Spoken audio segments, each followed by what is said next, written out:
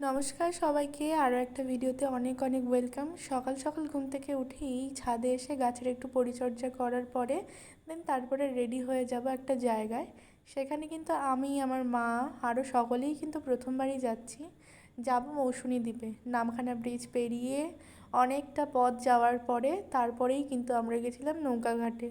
তো জানতাম না যে নৌকা পেরোতেই হয়। তো যেহেতু প্রথমবারই আমি যাচ্ছি আর প্রথম অভিজ্ঞতা তোমাদের সাথে তো অবশ্যই শেয়ার করব। তো সবাই মিলে মোটামুটি রেডি হয়ে গেছি। এই বাচ্চাদের ছিল অন্নপ্রাশন, তার কদিন আগেই ওকে নিয়ে যাবে নেরু করাতে, যেহেতু ওর মানসিক পুজো ছিল। তো আমরাও তাই জন্য সঙ্গে গেছিলাম, আর সঙ্গে দেখো ঠাকুরও নিয়ে নেওয়া হয়েছে। আর আমরা কিন্তু প্রায় অনেকজন ছিলাম।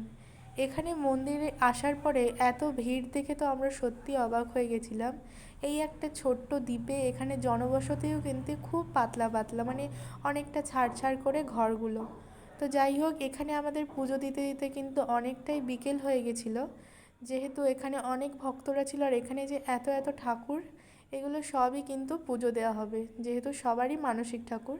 এখানে অনেকে কিন্তু জোড়ায় জোড়ায়ও ঠাকুর দেয়। যেহেতু আমি এই মন্দিরে প্রথম এসেছি, তাই জন্য এত ঠাকুর কিন্তু আমার নিজের চোখে দেখা সর্বপ্রথমই।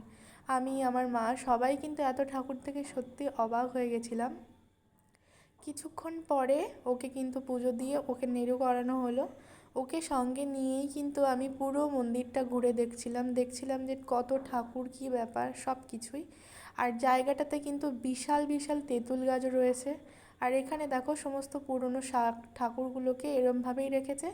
আর এগুলোকে এরকমভাবেই নাকি মানসিক করে গেছে অনেক মানুষ। তারপরে তো ওখানে অনেক ঘোরাঘুরির পরে সেই নৌকা করেই আবার ফিরছিলাম নৌকাঘাটে ফের। তো এখন কিন্তু দেখো সূর্যও অস্ত যায়। আর এই জায়গাটাতে আমরা যখন যাচ্ছিলাম তখন কিন্তু একদমই ভরা ভরা ছিল। যেহেতু ভাটা পড়ে গিয়েছে, সেই জন্য এখন অনেকটা পথে আমরা হেঁটে হেঁটে তারপরে ওপরের দিকে উঠব। তো ওখান থেকে আসার পরে যে যার মতো এবার কিন্তু বাড়ি চলে যাবে। মা যাবে বাড়িতে, আমি আমার শ্বশুর বাড়ি ফিরবো।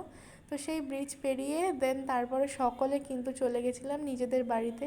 ওখানে অনেক মজা হলো, আড্ডা হলো, অনেক জায়গাও ঘুরেছি, যেহেতু নতুন জায়গা, নতুন অভিজ্ঞতা, বেশ ভালোই ছিল।